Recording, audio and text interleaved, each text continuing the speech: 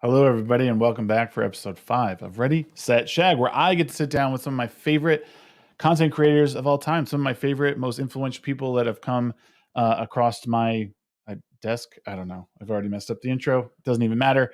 I want to thank everyone who's here on YouTube. For those who might be listening after the fact, this is a very special episode because I get to talk to a very good friend of mine, someone I've known for a few years now. I've met several times. They feel more like a sister, to be honest. But you guys know who she is. She's awesome. And for those who don't know, you're about to learn a little bit about Miss Gothix. How are you doing? I am doing fantastic. I'm so honored to be classified as a sister of a different complexion, Yes. but I love that label. Thank you.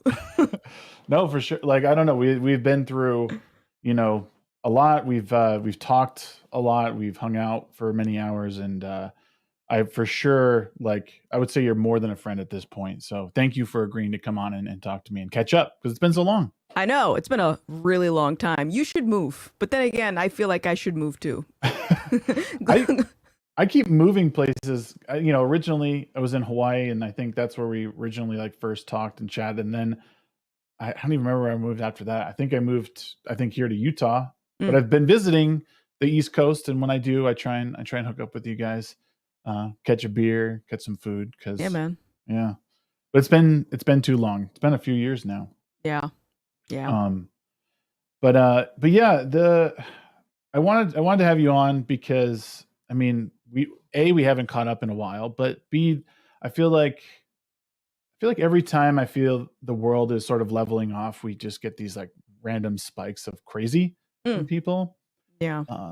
And your journey has been particularly inspiring for someone like me, because I remember watching you way back in the day when you were doing Twitch skits and just being funny and doing comedy routines.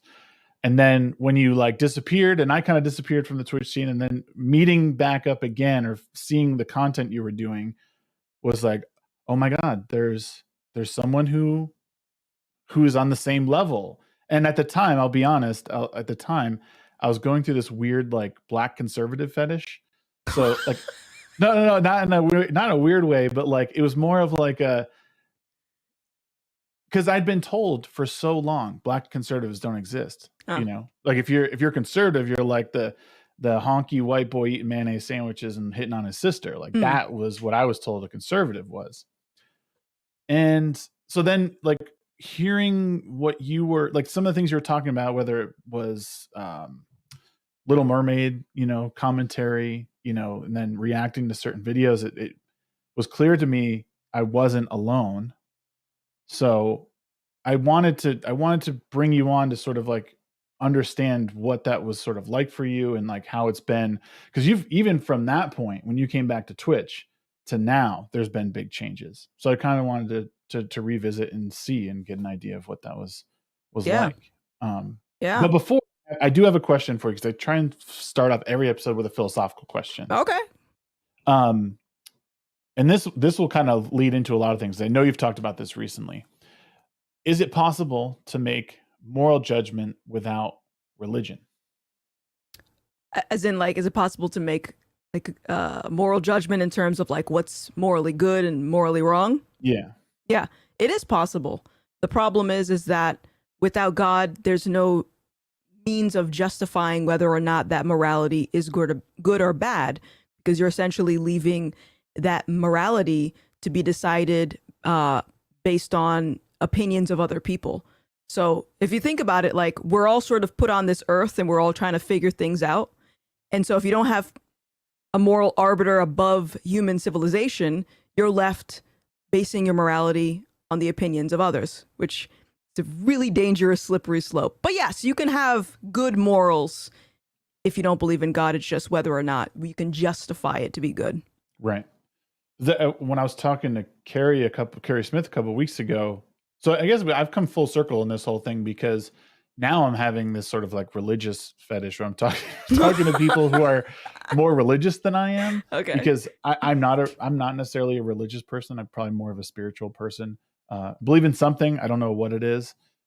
So having you here too is another way to sort of calm that nerve, as it were. Because one thing she was saying was like she wouldn't put anything above God, like nothing above Him. And I said, well, what about your husband, or what about your kids if you have kids? She's like, yeah, but still, like you need that. And I'm guessing that's what you're getting at here, is that you need that person at the top, that shining example, if that's what it is, of where we need our moral compass to point. It, is that kind of like yeah, and even in terms of like, because I can understand a lot of people would probably hear that answer and be like, you don't put God above your husband, like what's wrong with you? Yeah. But from our worldview, if we believe in a creator, he's the creator and we're the creation. And so if we didn't have the creator, I wouldn't have Saul, I wouldn't have my family. Right. And especially as we've seen the last couple of years, there's so much division in the world. And I'm sure a lot of people can relate to a lot of turmoil within family units. And it's like your family can turn on you, your friends can turn on you, but God is consistent in this conversation. So yeah, that's my stance. That's my philosophical answer. Cool. I like that. It's a fun, like, kind of conversation starter. And I know you've talked a little bit about this stuff in recent weeks with your videos and stuff. Yeah. Well, one thing I was interested in, because I'm sure it's two wildly different answers, but the first one being like, why, if you're thinking back to your days, like your first few days on Twitch, or, even before that, like you would have considered yourself a Democrat, right? Back then. Oh yeah, definitely. So why were you a Democrat? Yeah. Well, I think it's there's a few answers, because it's multiple things at play. I think the first answer that I think a lot of people can relate to, especially for those who are Black, is that we're sort of born Democrat, meaning that we're sort of raised in this environment where, of course, you're a Democrat. Of course, you're going to vote blue. Of course, you have to vote for the Black president. Like these are just things that you do because you're Black, and there's no other thought that goes into it. But I think the deeper question, or the deeper answer of why I was a Democrat for so long, is because the Democrat Party and all of the philosophy that feeds into that party, it plays on emotion, and it provides solutions to the world's problems, but these solutions really aren't solutions. So, like, for example, if you see homeless people out on the street, a Democrat will say, well, we got to do something about this housing crisis. We got to take care of these homeless people, but not fully understanding, why are these people homeless? What got them in this situation? Why is it the way that it is? And so the advocacy and the philosophy in the Democrat Party, it's very appealing to someone that wants to fix a problem as quickly as possible. But the fact of the matter is, a lot of problems in the world, they can't be easily fixed. And that's something that I didn't realize until a couple of years ago. It's like, oh, wait, there's a process to this whole thing. And sometimes the world is just the way that it is, and there's nothing we can do about it. Okay. Now, flash forward a few years from, after all that, what would you say was the reason for identifying? Because I would say you can do. Would you consider yourself a Republican at this point? No, I'm an individualist. Okay. I go where the truth goes. Okay. I think the biggest thing that I've learned after walking away from the left is I will never have political allegiance with any party, because corruption isn't synonymous with the left. It goes wherever it wants. And so if you're just an individualist, I can think critically about the policies and then make my decision from there. That's good. That's good to hear. Because I've never heard you say explicitly that you're a Republican or like libertarian or whatever. But no, I think that's good. I think it's sort of where I'm at, because I know there's certain parts of conservatism that I would agree with, and then there's certain things on the left that I agree with, or that I understand. It was funny enough. I was talking with my wife the other day about this stuff. Her and I don't get into politics. We just sort of leave it alone. Well, she doesn't like research any of it, you know. So she's like, I'd rather not have an opinion on it because I don't know. And I was like, okay. But one of the things we differ on a lot of times is is like the gun control issue and abortion. And you know, I just said, you know, my thing is I don't feel that I don't need to, or I can have a differing opinion with someone on it. You know, I don't think that guns are the root of all the issues. I think it's a much deeper issue than that. I think the United States in particular suffers like they avoid the real problems that they have. And I think one of the things is that our healthcare system is just completely broken. Like getting the real help that I think people need oftentimes. And even, I would even say there's like even maybe a lacking religious element of it. So if people have spent so much time walking away from religion or demonizing religion when it can be used as a tool for good, and, you know, again, finding that moral compass, and like that is where I think a lot of where we're straying away, and why we're seeing these increases in gun violence, and even, you know, violence against the unborn. You know, it's really, really unfortunate when you look at very defenseless kids, whether they're kids in school, kids in the womb. It's a really unfortunate place that we find ourselves nowadays. But I think a lot of it is just because people lack the ability to just have a differing opinion on it. Yeah.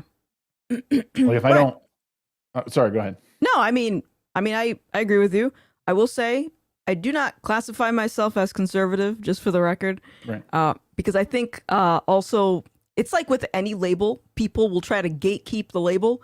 And now there's so many different templates of conservatism, and I don't know which is the correct template. So, you know, I just do me. Yeah.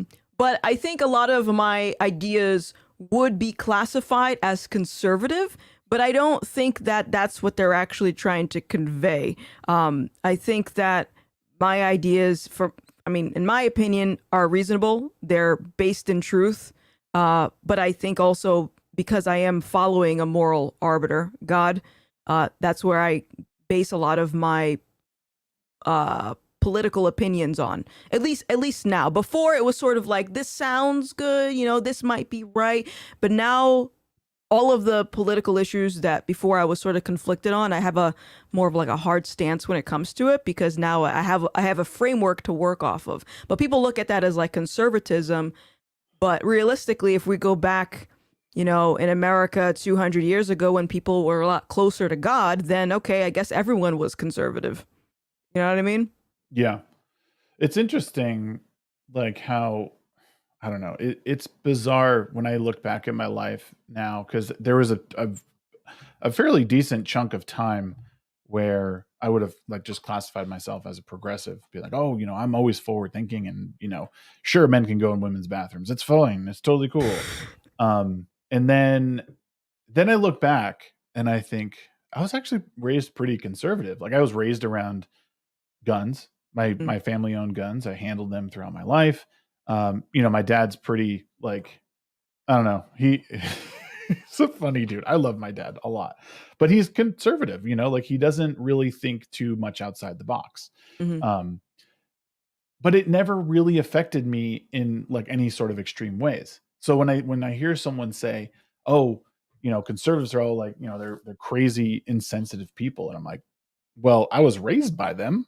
Mm-hmm. So what happened to me? Am I somehow an outlier here? I think the majority of people who are not classically conservative, but like they have conservative values. It doesn't mean that they just want everyone to burn who's not, you know, good old boy Bible thumpers, you know. I don't know. It's such a weird time to be alive, because I feel as someone like yourself who's more of an individualist and less of a conservative, because again, I don't want to be a part of a label necessarily. I think you said that pretty well. Yeah. I just lost my train of thought. My gosh. Listen, I do it too. I hate that. I used to blame it on the weed, but apparently I still have brain farts. So I don't know what the problem is. Oh my God. No, it's just such a bizarre time to be, well, and especially in this space, in the commentary space where like all I want to do is say I don't agree with this. I'm very alarmed by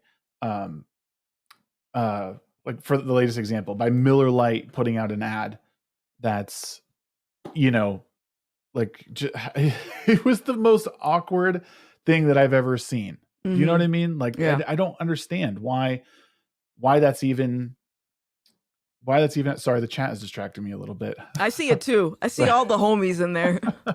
Hi, Flawed. Hello, Quarterback Garrett, and hello, Ruin Leon. Hello, everybody, by the way. Yeah, just merely having an opinion about certain things just gets people like all riled up, and as if like I'm trying to like force something on. Like me having an opinion, like if I say I don't agree with abortion, that doesn't mean that I immediately want to outlaw it all. It doesn't mean that people shouldn't be allowed to get them necessarily, but it's just my opinion on it. I don't like it. I think it's bad. Yeah.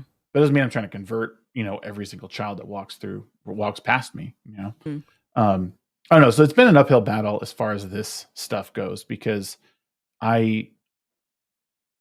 I'm starting to see it seep into the schools. Like there's a book I saw recently. I did a video on it.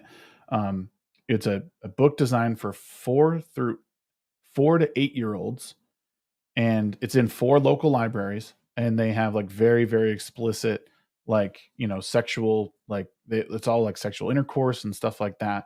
And it's being drawn for kids. It looks like a kid's book, like the Very Hungry Caterpillar. That's what it looks like. Yeah. And it's in Utah. It's a conservative, red state. And that these books are just there.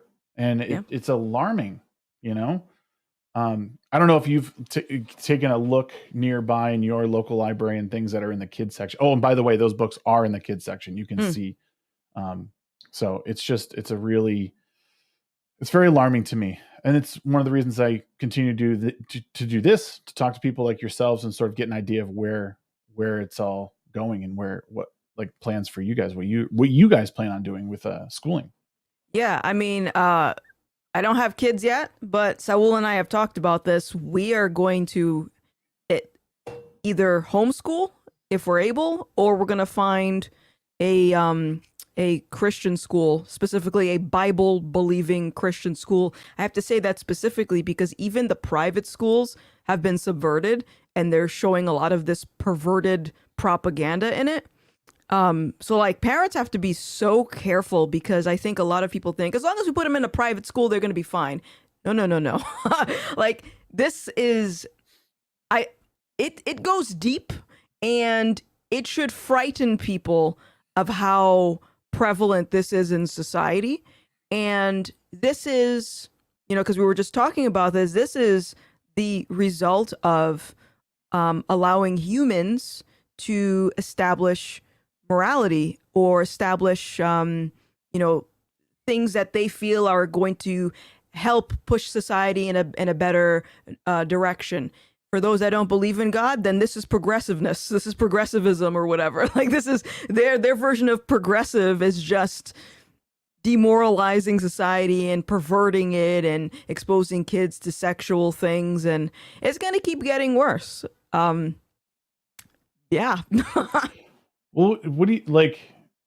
This is, I don't know. It's pretty rhetorical at this point, because I think you and I are very much on the same page. But like I posted something today on my Facebook feed, and I was asking the people on Facebook, I was like, can you please, can someone justify this? And it was a kid in front of a giant crowd of people. I don't know how old the kid was. Maybe, we'll say for the benefit of the doubt, 10 years old, but that's probably high.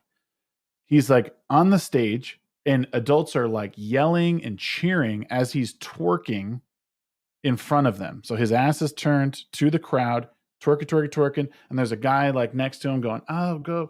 Like, how do we justify that sort of behavior and saying that that's okay? Especially like, again, I don't care what kids are doing in their living room in their house. If they want to have fun doing that shit in their house, fine. Whatever. Who am I to say what they do in their house? But being filmed in public in front of a giant crowd of adults cheering that on, like, is there any moral justification for something like that? I mean, they'll say that there is. You know, they'll masquerade it as diversity and inclusion. And actually, before we got on this call, I was editing a video that I reacted to, and it was a 1947 anti-fascist training video and teaching Americans what to look out for. And there's a lot of similarities. It's actually quite scary how we have so much evidence throughout history of the behavioral patterns of humans, and we're falling into the same trap. It's just repackaged in a way that's more palatable for Americans. And that could be the LGBT stuff. It could be the anti-racism stuff. But yeah, I mean, someone that's already fallen prey to that, they don't, it's going to take something really serious for them to wake up. And sometimes people don't wake up.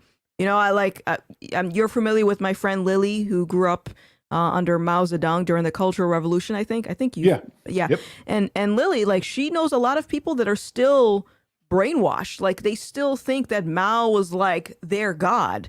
And this was after the fact that so many people were killed in the process of this man's demented vision. And it's unfortunate. And so it really, you know, ties back to what I've been doing. It's like, I'm trying to get people to, like, if not snap them out of that trance, at minimum, get other Christians to sort of wake up if they've been sort of asleep. Because I think maybe not even Christians, but just like conservatives in general have been very, like, laid back for the last couple of years. Like, oh, you know, live and let live, you know, and not realizing that that's eventually going to end up on your doorstep if you keep saying, you know, it's fine, do what you want. It's like we need barriers in society. And I think the biggest problem is even allowing the opportunity for people to normalize behavior that was never normal. And that might hurt a lot of people's feelings, but I think there's a difference between, okay, you want to do what you want to do, fine, do it, don't involve me, but I am not going to call that normal. And people started compromising on abnormal things. And that's the Pandoras box that we've opened. And it's going to be very difficult to close. And I don't think we can.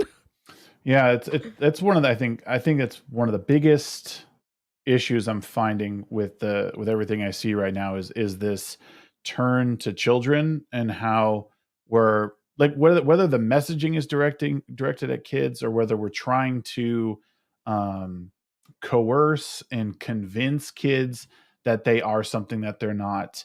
I think that's something that really bothers me. Mm-hmm.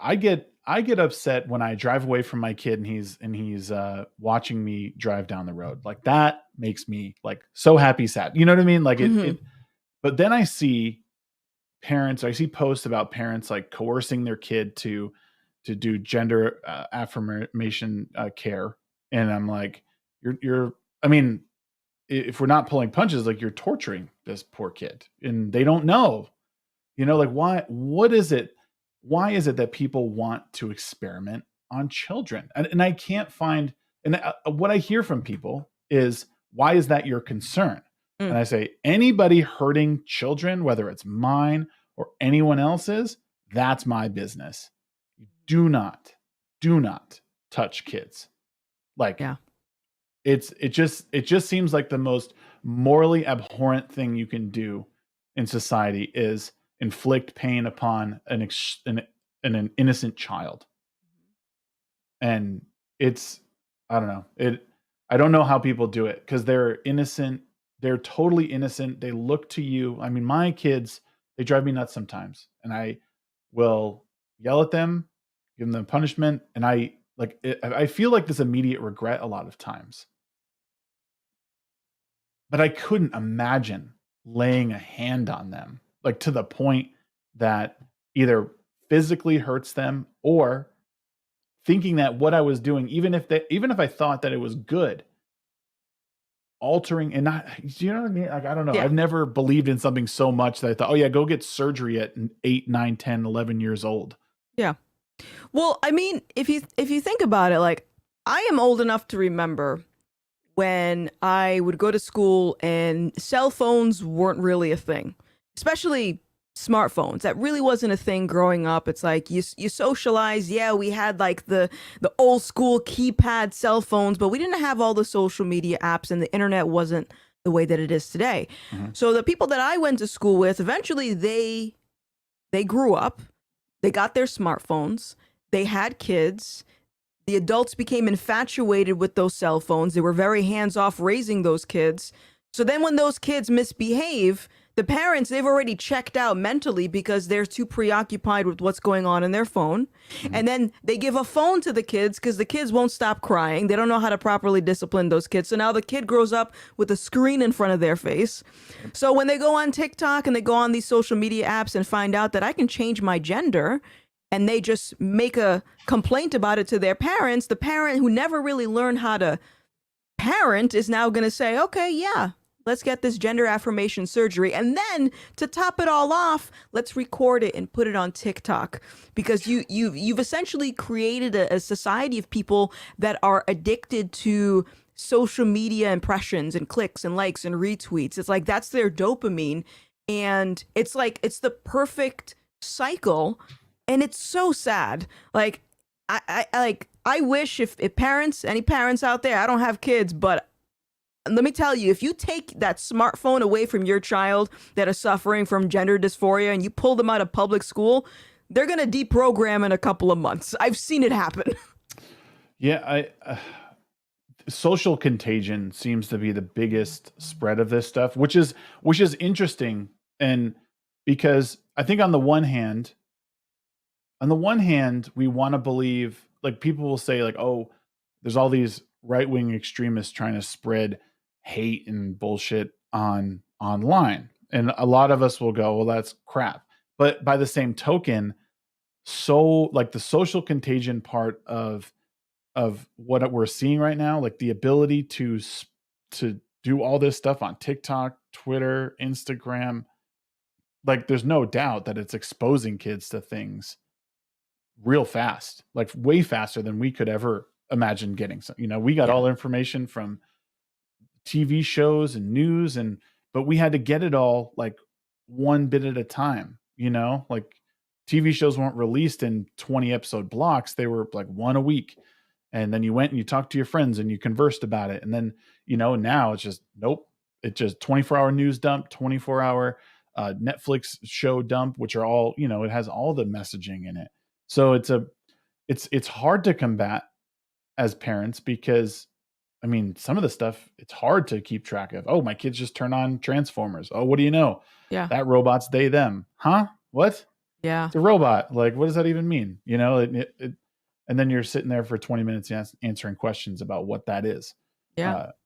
So I think it's weird because I don't necessarily believe. I think it's just sort of a two-part issue. I mean, I know this stuff is getting around quick and it's exposing kids to things quick. I don't think it's having the effect on adults. I think when adults are exposed to it, they're just like, whatever, or they're taking it in little bits by bit.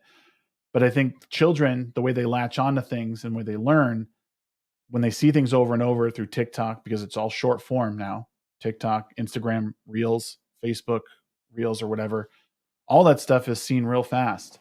And so maybe there is an element that it makes sense. So I don't know. What do you think? Do we have to worry about this stuff as through social networks?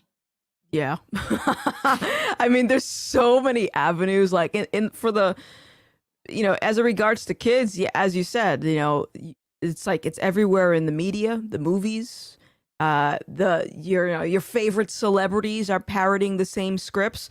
And also, just to unpack that a little bit, there's an incentive if you're a celebrity to repeat the script. And you can sort of see how that plays out, where it's like some of your favorite comedians or actors, they just disappear one day. Hey, why are they not getting a lot of publicity? Oh, it's because they rebelled against the script. And So it is everywhere, and that's why parents have to be more hands-on and really understand what their kid is consuming, but also provide a good foundation for these kids. Um, it's so sad to me that especially I hear it within like the Christian circles where parents will raise their kids with Christian values, send them off to college. In a few years, that kid comes back as a communist. How does this happen? Yeah. And it's because that foundation wasn't rooted far deep enough, and so the slightest bit of influence from their peers or from their professor or what have you, it's like they've abandoned all of that, and now they're sort of fighting whatever social justice dragon is popular at that moment. But there is a social contagion. There is a social contagion when it comes to adult as well. The recent thing that I've been finding is pornography. There's certain porns that I guess is contributing to a lot of people claiming to have some type of gender dysphoria.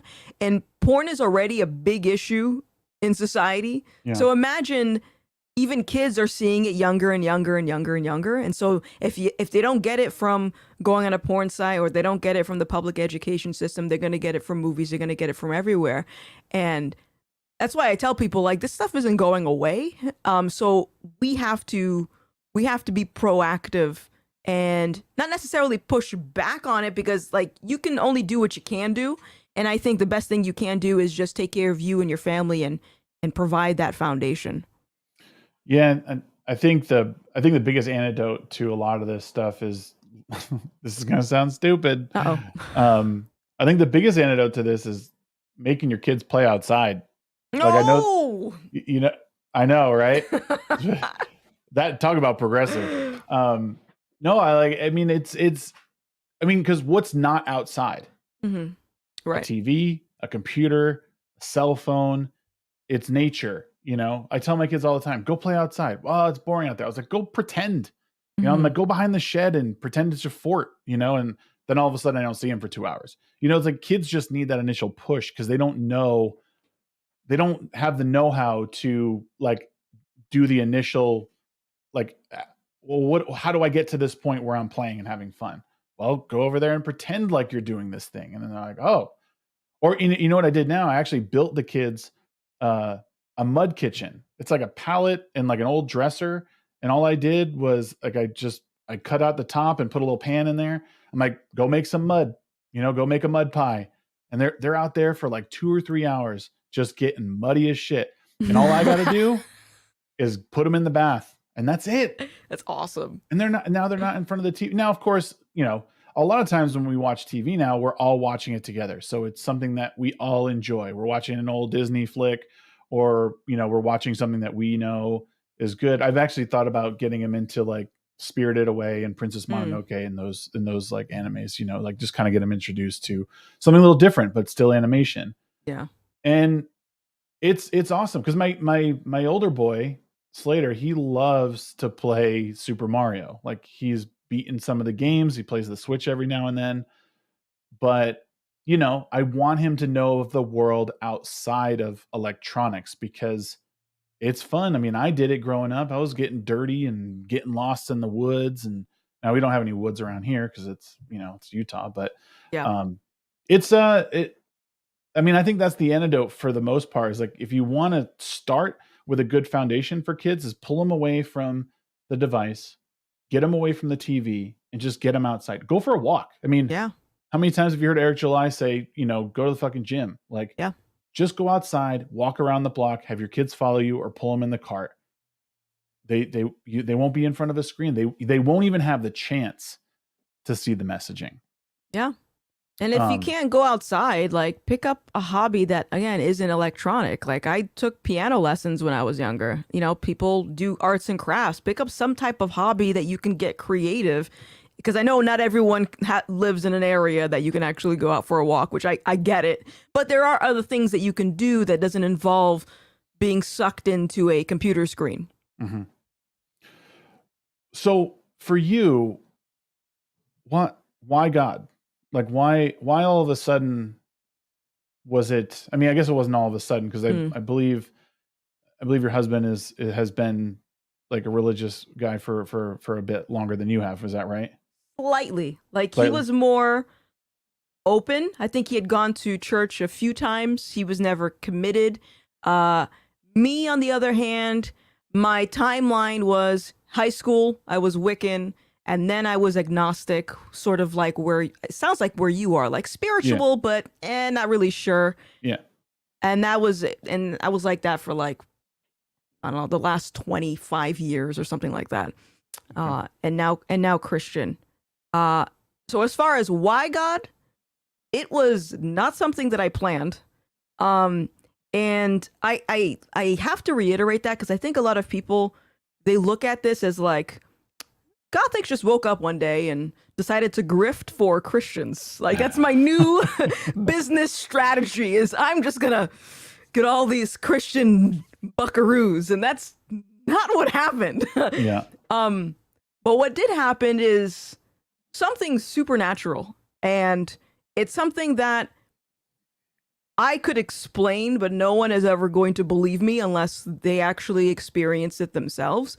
But, you know, it was a slow transition of me being at my lowest point, and a lot of it had to do with me leaving Twitch, my community ostracizing me, all my friends rejecting me because of my opinions.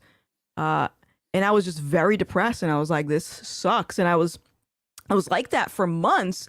And then once I started getting into the whole political stuff, it was like, okay, I'm trying, but I'm still putting on this fake smile. I'm going online, I'm seeing the world burn, and it's like I felt helpless. Like, what can I do? All my friends left me, you know, my family, there's a little bit of bickering in there. Like there's all kinds of problems, and I don't know how to fix any of it.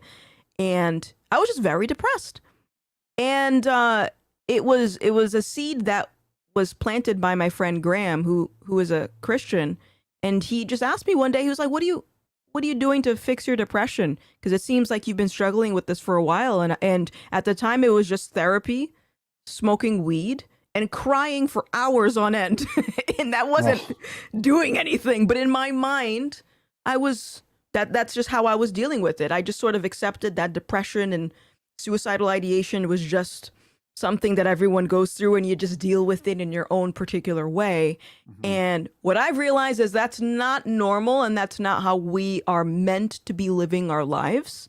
So, you know, one thing led to another. I started, my friend introduced me to his family and his friends that were also Christians. And I just started to pick up on the patterns of how much joy radiated from these people, and I'm like, these are not the Christians that I saw on TV. Like they're not angry. They're not like, you know, what I thought a Christian was. And I think that sort of plays into why a lot of people reject Christianity or reject Jesus is because they have an envision of what a Christian is based on an experience that they had with someone who called themselves a Christian, and they can't get that image out of their head.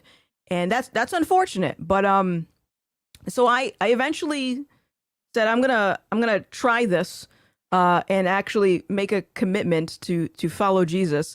And what it is basically like a declaration, like I repent of all the things that I did wrong, and I want to follow you, Jesus. And I did that in church because I had started going to church just to see what it's like scope the place out. And I taste the place. Well, actually, the funny story is I went on Facebook events and I saw that they were having a petting zoo and a food truck as like a Christmas event at this local church. And I was like, I like animals, so I'm going to go to this, not because I wanted to learn about God, but because I wanted to see the animals and get some food. It's a good icebreaker. It's a good icebreaker. But again, I walked into church and everyone is just radiating with joy. And I'm like, what the heck is going on?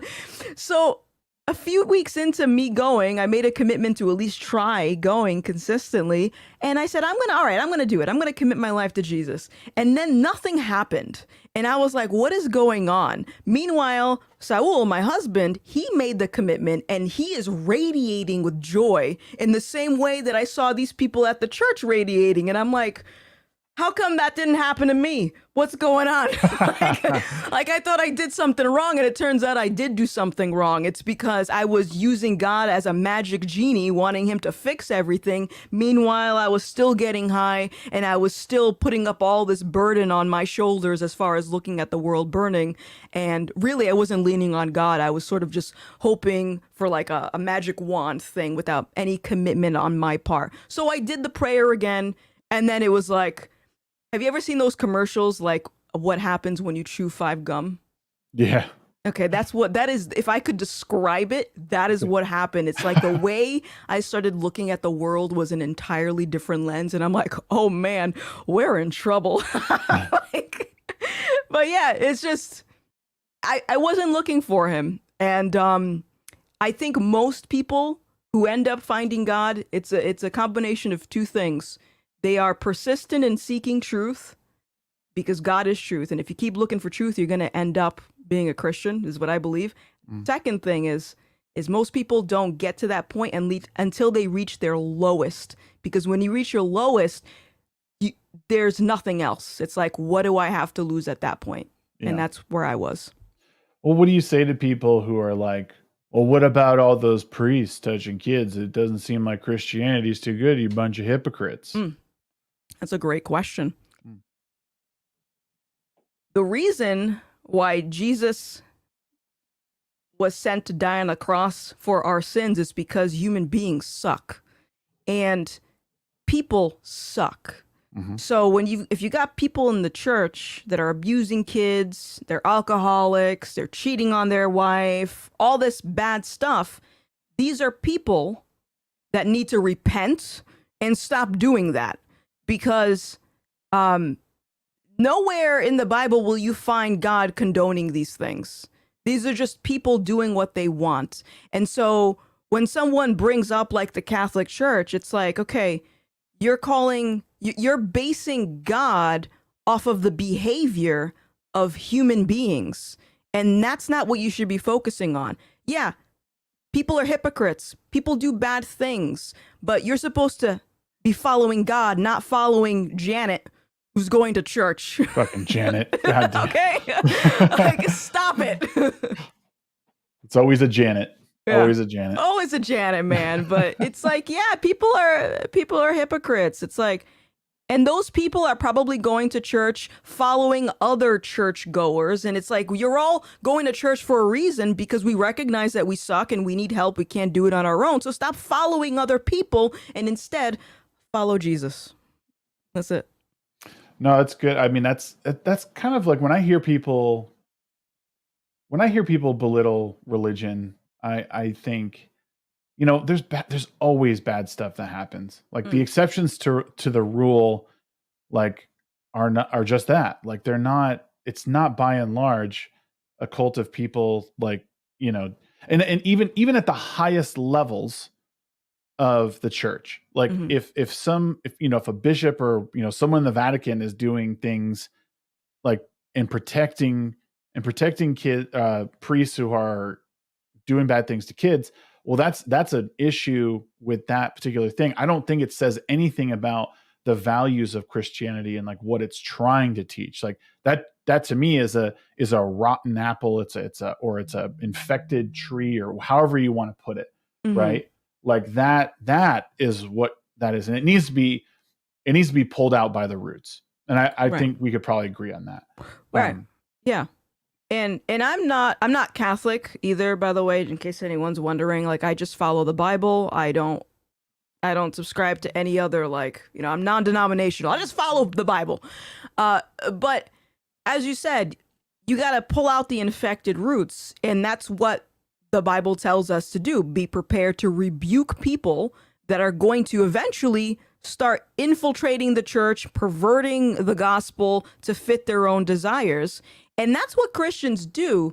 But the problem is a lot of people don't look at it as trying to take away the infected part of the faith. They look at it as like, well, who are you to judge?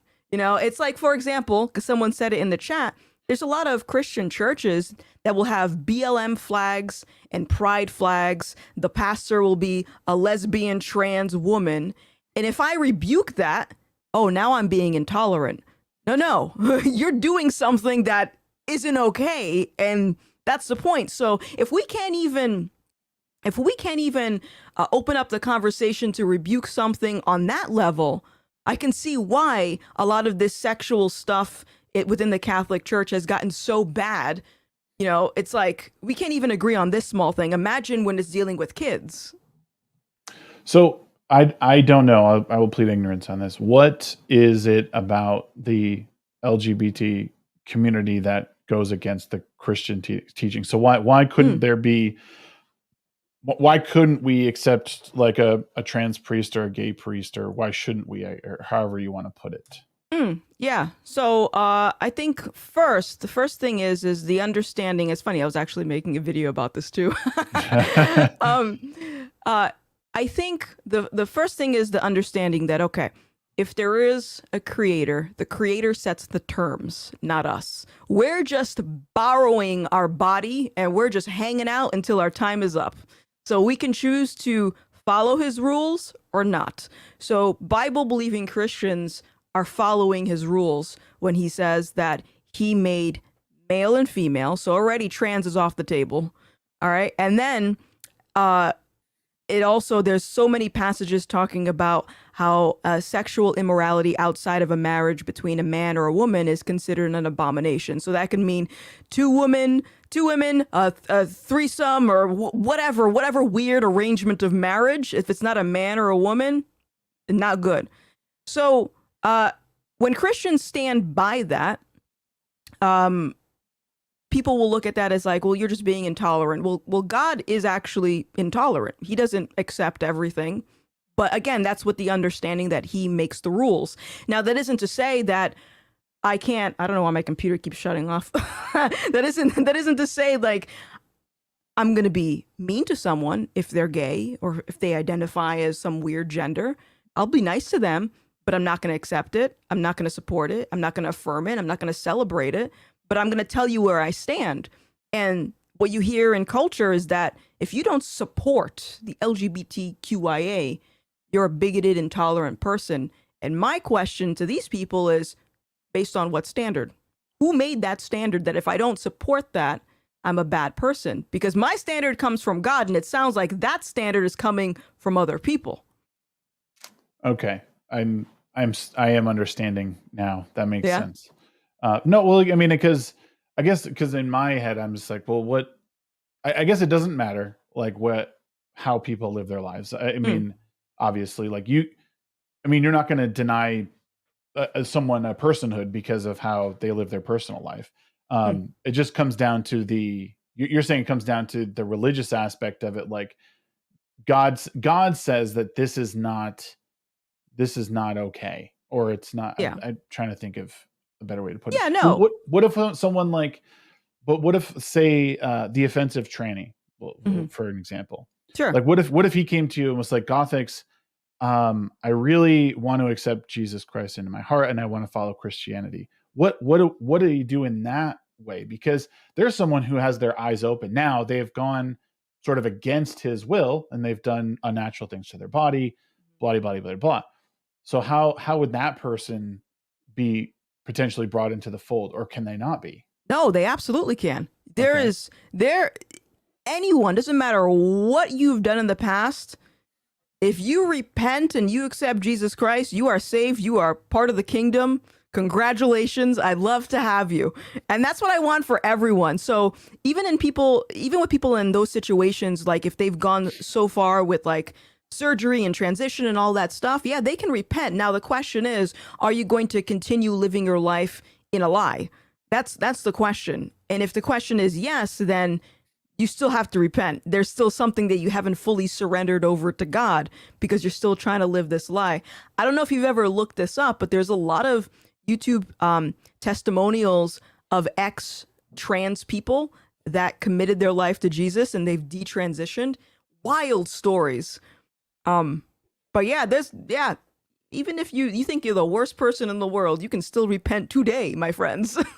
Well, I think, and that's one of the things that I feel gets blown out of proportion with those who are naysayers to religion. They're like, oh, all you got to do is say you're sorry. I'm like, I believe it comes from a deeper place. Like, to repent is to like lay yourself before God, right? And be like, I am not worthy, but this is coming from an agnostic. This is how I interpret it, is that you're asking for real forgiveness. You have hit that rock bottom, the way an addict has looked into the eyes of death and realizes they need to change their ways or they're not going to be around. Same thing with someone who's genuinely trying to repent.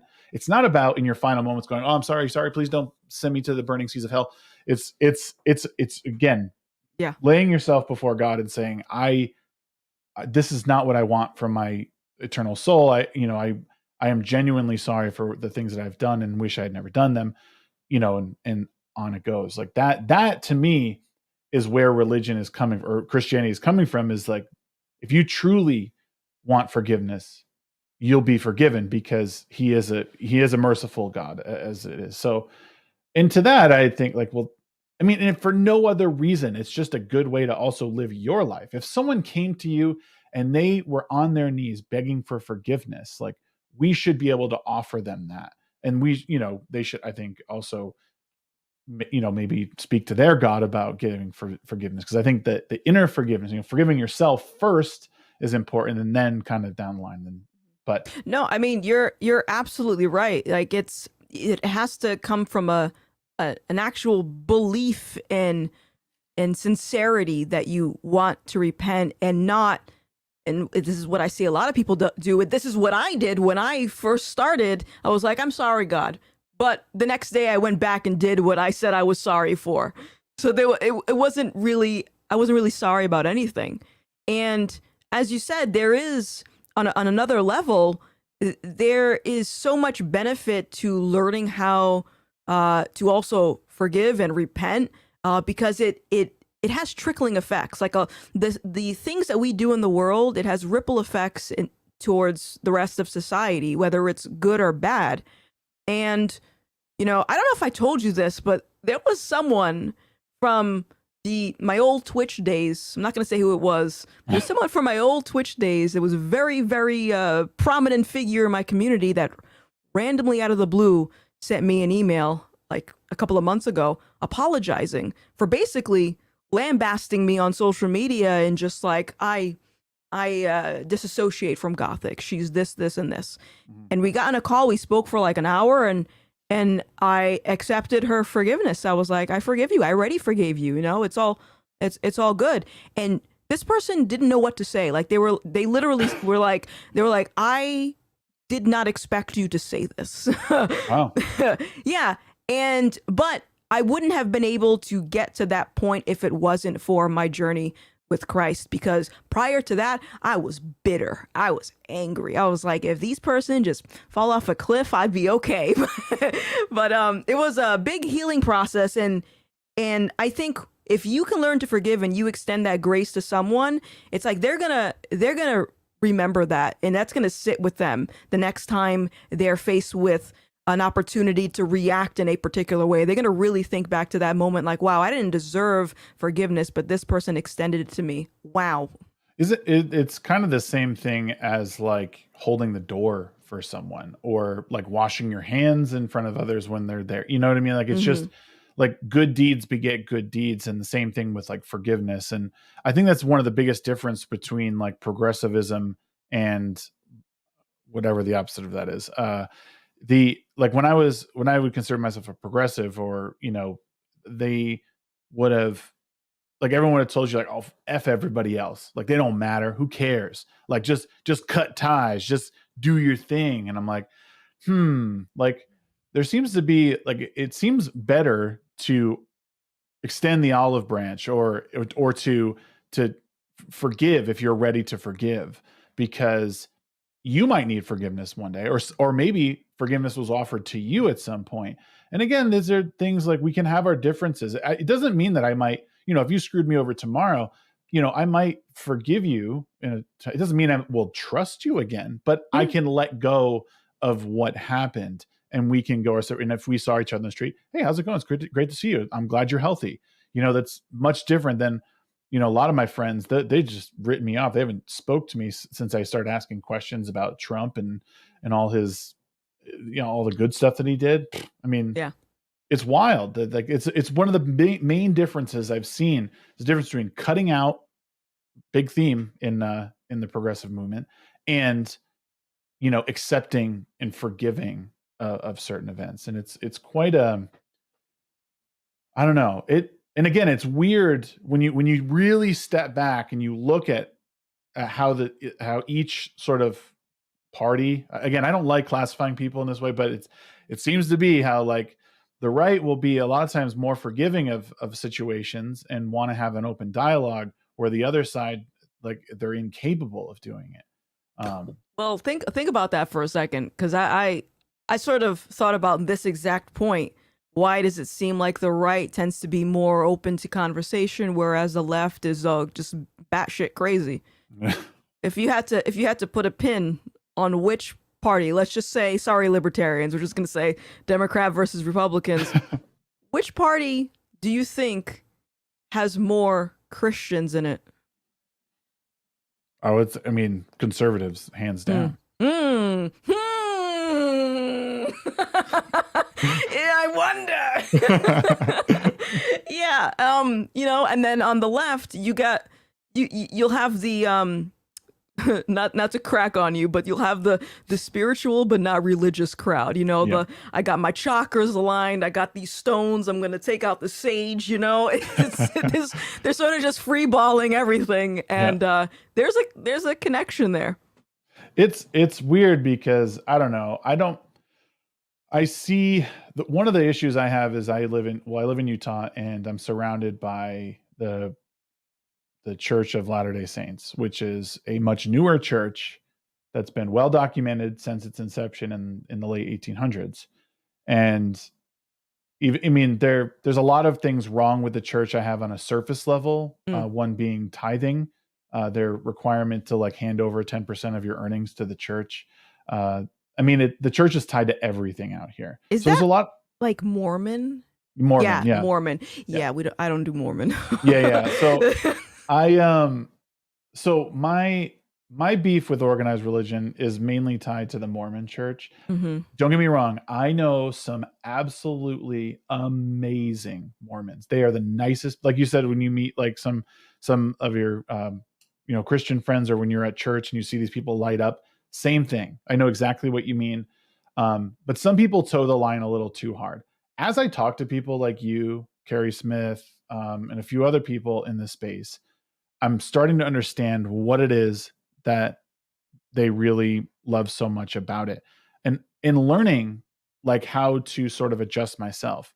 Am I religious? Probably. Like, I believe in something after. I don't know what it is. I've never been one that really wants to hold on to one thing. Because one of my other issues with organized religion, Christianity, is that it feels like I have a gun to my head. It shouldn't feel like that. Well, that's what I mean. It's like there's still something I'm working through, where I feel like God has a gun to everyone's head. Like, hey, if you don't mess up, if you mess up, you're going away. You know, and I it's one of those things where I feel like we're almost threatened that if I do something wrong, that my soul is damned for eternity in the fires of hell. But that sounds again, like the devil. That's spoken from a place of ignorance, right? Like from partial ignorance. And it's why I talk with you, Garrett, everyone who has started following God to some extent, because I mean, I don't even think there's any one real way. Again, I feel much better. I feel much better in a much better place now than I ever have, as I sort of accept these things as I go along a little bit, because I learned to take what these things actually mean. Like, what does asking for forgiveness really mean? And I take comfort in knowing, like, there's a big job to be done to ask whoever it is, whether it's yourself.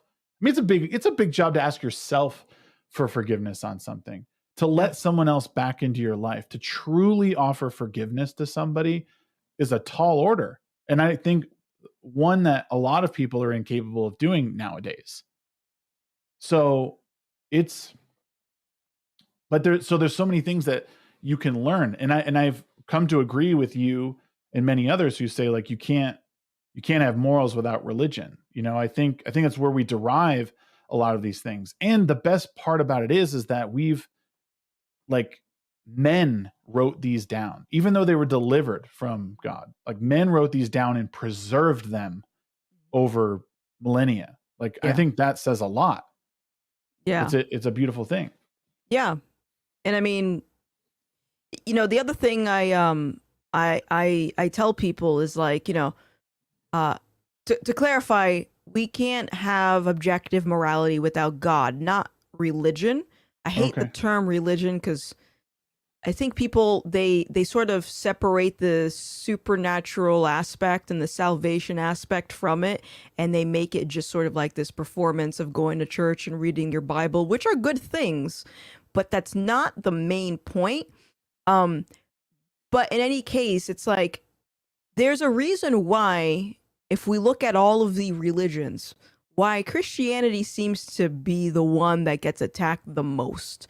And there's a reason why, if you look back in history, Christianity is the one that communists were after the most. Mm. And to me, if something didn't matter, if something wasn't true, then why waste your time? Why waste the effort? It's like when people attack me on social media and call me dumb names, it's like, all right, you don't matter. So I'm not going to waste my time going after you. But, that's always a question that I bring up to people, is like, really look at it, like objectively take a step back and look at all of the resources that are going into perverting the Christian church and demoralizing Christians and calling them extremists. I've been called a Christian extremist. It's like, why the effort if it doesn't matter, if it doesn't mean anything, Yeah. No, it's an interesting, but I think that's just their inability to remain consistent. Their inability to remain consistent most times. It's like, it either matters or it doesn't. Like, you can't have it both ways here. I don't know. This is, as I said, sort of like my religious fetish coming through, because I just want to know, like, you're told, I've been told through a large portion of my life that, religious people are crazy, Christians are crazy, God-fearing people are crazy, which I think, there's always people who, run to the extremes and who are weird, but there's plenty of people. There's plenty of people who are crazy about the color blue. They put blue on everything. Like, there's always. And those people need to be held accountable, because that's disgusting. Not a fan of blue? Okay. Blue's okay. I got a little bit of hint of blue with purplish, Yeah. Oh my gosh. No, it's so this was, I've just been thinking about it a lot, because I want to find a good balance in my life, and especially when it comes to raising kids. You need to give them you need to find a way to give them their own moral compass. Like, well, what do we have to bring this back to? And again, my mother-in-law, I love her to death. But like, sometimes, like, I have to be like, let me handle that part. Not everything. Again, personally speaking, not everything I want to tie back to the church. Because I do find that personally that finding strength within yourself is really important. And I know that's one of my issues, is that people will not give themselves credit for things and only give credit to God. Like, oh, I thank God because I got through this thing, or the only reason I made it through this hard time was because God blessed me. But then I think, well, maybe you recognize the signs that God was putting there. Like, maybe he gave you a challenge and you overcame that challenge. Do you know what I mean? Like, it was, he sent the problem, but then you overcame that problem. Does that make sense? Yeah. I think it's, God is going to put tasks in front of us to overcome anyway. Like, that's how we grow. But yeah, I would be lying if I said that I haven't leaned on God to overcome some of the obstacles. Like the biggest one I can think of is, like I said, the whole cancel culture thing with Twitch. Like there were months that I just like, I can't do this. Like I just want to off myself. I can't do it. And it wasn't an on switch with one day I'm like, I can do this now. It's no, it's literally, if I did not have that strength from God, I don't think I would have ever gotten out of that. And personally, I think it's like, it's good to believe in yourself. That's great. But it's also it's not very wise to believe that we are capable of saving ourselves from every situation. We need help. We need a savior. And I think that is okay in putting faith in something that is bigger than all of us. Yeah. No, I agree with that. I do think we do at some point, but yeah, I don't want to say but because it sounds like I'm trying to be No. like, I'm not. Listen, I'm not going to be like one of those. I used to listen when I was in the Twitch days. They would say, "You said but." I'm like, that's how I talk, man. Stop. Do you think that if tomorrow, like you went through what you went through on Twitch, if you went through another cancel mob the way you did there, do you think you're better equipped to deal with it? Or do you think you'd find yourself in a similar place? Oh, I am so much better. Like that's again, God gives me strength. And the whole reason I can make the type of videos that I make, knowing that it's going to piss people off, is because of God. And it's the understanding that, okay, I know that what I'm saying is truth. It aligns with what God has said is truth. So I'm going to say it and give the rest to him. Doesn't matter what the reaction is. I'm just going to let him deal with the rest. And in fact, I've unblocked literally every person that I have blocked over the course of a couple of years from the Twitch community. And it's not because I want to like, see me guys. It's because I want them to see my posts. And if they react, I know that I am in a better place mentally and spiritually to engage with them if I want to. And I'm not afraid, because when I blocked people, I was afraid of these individuals, and I just don't have that fear anymore. Yeah, it's funny because there's a lot of people who talk tough online. Yeah. And then there was, they're people who talk just as much shit, but they block so quick on account of mental health. Yeah.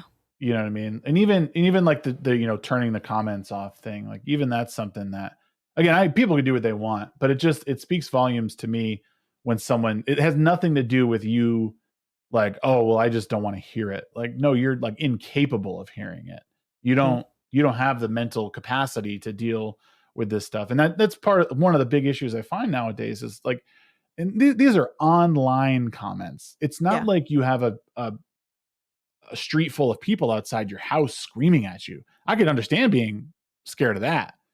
People, outside, pitchforks, guns, or whatever, being mad at you. Like but you're talking about people on the internet who are just like in your comments. Like I just turn my notifications off. The only notifications I get are from people I follow, and like retweets on stuff. That's it. If you're not following me, or if I'm not following you, I won't get a notification that something happened. Well, I mean, there's just too many that go off during the day. Right. It's just, I don't know. But when people turn comments off, I don't turn any of my comments off. Like sometimes I'll go back and look at threads that I know were spicy, and I'll just laugh at some of the people getting angry. Well, it kind of reminds me of, you had recommended a book to me years ago. I forgot who wrote it, but it was about like the parasitic mind. What was the name of that book? Yeah, by Gad Sad. Yeah. And I picked that up, and I think that's sort of like what's happening is just people have been so coddled, their minds have been so cushioned. And it's like if I go online and I post something, I know I'm probably going to upset some people. It comes with the territory. Mm-hmm. And one thing that I've learned being a Christian is understanding that the world is going to hate you, especially if you follow Christ. Their world is going to hate you. Yeah. And it's accepting that. Whereas the people online who just go on these like social media tirades and just complain about how mean everyone was to them, it's like, well, what do you expect? You're online, you're stating an opinion. Are you expecting people to agree with your opinion? Are you expecting to never encounter any type of opposition to your opinions? Like that says to me that you haven't built emotional resilience, or you feel as though you are exempt from any type of criticism, whereas I see the world through an entirely different lens, and I'm like, yeah, people are going to criticize me, they're going to hate me, they're going to call me names. It is what it is. Right. And there's, people are, whether it's in front of your face or behind your back, like people make judgments, and I know I've criticized, my best friend at times, with my wife. It doesn't mean I hate him. It just means that thing that he did, I thought it was stupid, and or whatever it is. It doesn't, there's a big difference between outright disrespect and being critical of opposition, or even being critical of your family and friends. People don't have to agree with me that Trump was a good president, but they should at least hear why I think that. And, again, they're not required to listen to my every word or believe my every word, but offer me the courtesy. If you're going to sit there and tell me how great Biden is, I'll sit there and listen to you, but allow me to make a counter argument as to why this guy might be okay. Yeah. And people's inability to do that nowadays is our biggest downfall. And parents are teaching their kids that this is how they deal with, or how they should deal with their problems. Either just run away from it, put your head under a rock, block people, don't converse with them because they're not worth your time. Like, no, it's the exact opposite is true. That's how you get, in my opinion, well-rounded individuals. Yeah. How you get a different understanding where your opposition comes from, not only makes you a more worldly person, but also can help reinforce your own arguments. Right. And we've strayed so far from that. People just want to hear themselves talk. And I was looking it up. I was trying to find it really quickly as you were talking, because there's a passage that I read this morning in the Bible where it literally talks about that. Like, foolish people just want to hear their own opinions. They don't want to listen. Instead of waiting to hear an answer, they'll just make a rebuttal. And that's sort of the state of the world, where everyone seems to think that they're arrogant and they believe that they've already have all the answers.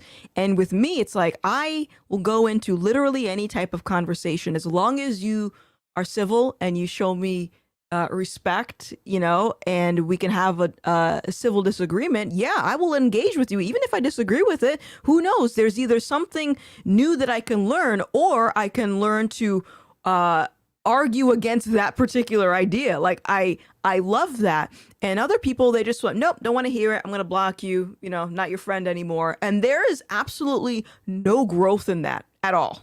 No.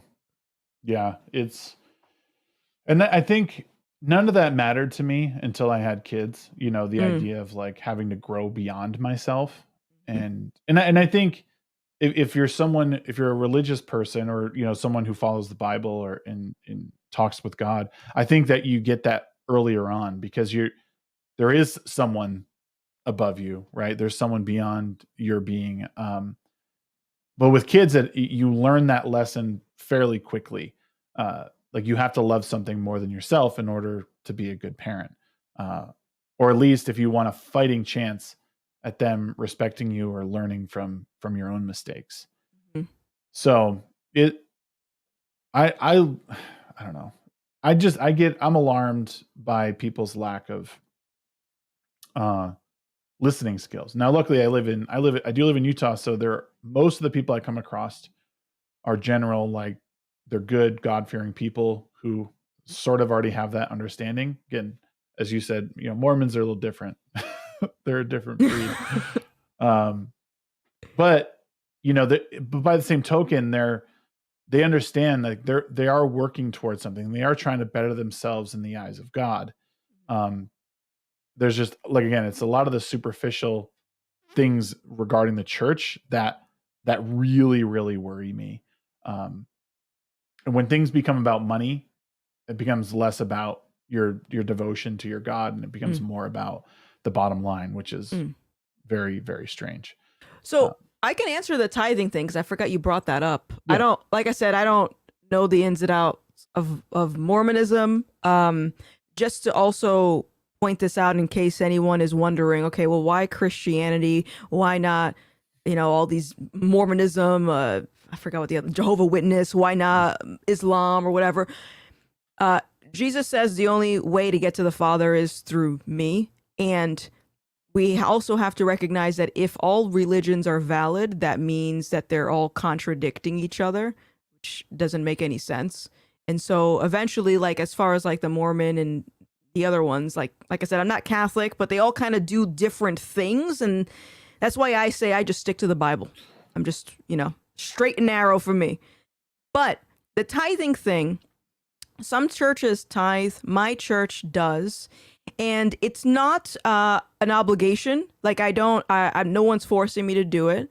I want to, because I don't know the passages off the top of my head, but there are passages in the Bible where it talks about if you trust the Lord with your money, he's going to repay that back to you. Maybe not financially, but in some other way, he's gonna bless you. Because the way that I look at it, it's like, this isn't my money. My platform on YouTube, I didn't get that. God gave me that. So really, it's like he's giving me something. I'm benefiting from it. I want to give money back to my church because my church does a lot of like food drives and new mom drives. They do so many things for people. They're really blessing others. And it's like, well, if I can give some of my money to them, I'm going to do that. And it's never with the intention like, all right, God, what do you got for me? It's just I believe and I put my faith in him and that he's going to repay me back. But it's really just out of the kindness of my heart. Like God loves a cheerful giver is what the Bible says. And so if people feel as though, no, you have to give up your money, run away. that is not what it should sound like. Well, and I think that's what the big issue for me is the Mormon church. It is required of you, and like in order for you to be a part of the temple or go to the temple, you need to pay your tithing. Like there's even tiers of heaven that you can get into based on that. Yeah, no, it's wild. And that's where I draw the line, because I'm happy with people donating money to the church. Obviously churches have to operate. They have operating costs. And I don't necessarily disagree. Like you're giving to a cause greater than yourself. And if this is all assuming that the church you're giving to is pure and they mean well, and they're not filled with pedophiles, right? Yeah. But you will get that back. And if for no other reason, because you've been good to others, that will come back to you. Like, again, it's people who are pure of heart, who are doing these things not out of obligation, but because they want to, and they feel it's the right thing to do. Right. Like someone just giving food out at the soup kitchen because they think it's going to get them somewhere. Like that's not real help. Like, sure, you're putting food on someone's plate, but the more important thing is that you want to be there and you genuinely want to help someone. And that's why when I make a video on whatever it is, I genuinely want people to listen to what I'm saying, because I don't believe that we will legislate our problems out of existence. There's a much longer game to be played. And I think you understand that with how you talk about Christianity and the Bible. Like, this isn't like a fix it tomorrow type thing. This is a slow burn. This is your kids will learn how to do that. Like, you will become a better person and teach your kids how to do it. And when they watch you do it, they will hopefully filter that down to their friends, and they'll be around people who will be good influences. Like, that's the game for parents. It's, I wish I could find the video because I'd play it, but one of the best things I heard recently about being a parent is that you can't force your kids to be who you want them to be. Like, you don't hold that kind of power. And I think they may even reference, like, God has that power. Like, your job is the shepherd. You bring them to the fields in which they will graze. Yeah. You have that choice. They will learn. Their brain function is built in, and you can influence it in very, very small ways. But the best way you can do it is by putting them around good people and putting them, with people who are going to teach them good values. And I just thought, whew, that takes a load off for me, because when you're a young parent, you're told, get baby Einstein, put headphones on mama's belly. Like all these things are what are going to get your kid to be smart. Yeah. But it that just takes such a big load off, because now I realize, like, no, I just need to provide a good environment for them. And I do believe that by and large, religion, the Bible is a framework to do that. Yeah. And have you read any of the Bible, by the way? I've probably read the first maybe 50 pages of Genesis or right, something. Or I've probably gotten that far. I'm interested in reading it. I don't know. I haven't gotten to the point where that's what I want to do. Yeah. Well, just to also say, I haven't even finished reading the Bible, but I personally do not recommend new people to read it front to back. I haven't even done that myself. I'm sort of just like this chapter here, because there's the way that I tell people to look at it is look for a topical subject, and you're talking about how to raise your kids, and there's actually sections on there on how to raise children and how to organize your household. And if you think about it, if you look in society, there's sort of this plan to destroy the nuclear family for a reason, right? But the Bible talks about that. So I can send you like some stuff if you want to look at it and just take a peek. Yeah. But I'm very interested in that. Yeah. And whenever like you want to ask me more questions, you can. I don't know if you have my new number. I got rid of my old number because I realized a lot of Twitch people had my number. So I said, let me change it. Oh yeah. Well, I could try and send you a message, and if it doesn't, then I got you on Twitter, Oh yes, that's right. No, I'm very interested in. I'm just interested in learning, and anything, especially because I've been a big advocate for the nuclear family in recent months. I think it is something that we're getting away from, and I think it's one of the number one things that we're losing is kids following and wanting to create or perpetuate the family bonds. And I've been lucky enough in my life to have a pretty strong family, even though we're not the closest. Like, we all respect each other's opinions, and we know how important family is. Yeah, absolutely. And also the other thing that I would say too is a lot of people who don't believe in Jesus, like I'm listening to a lot of the things that you're saying, and you're aligning with a lot of the things that are already in the Bible.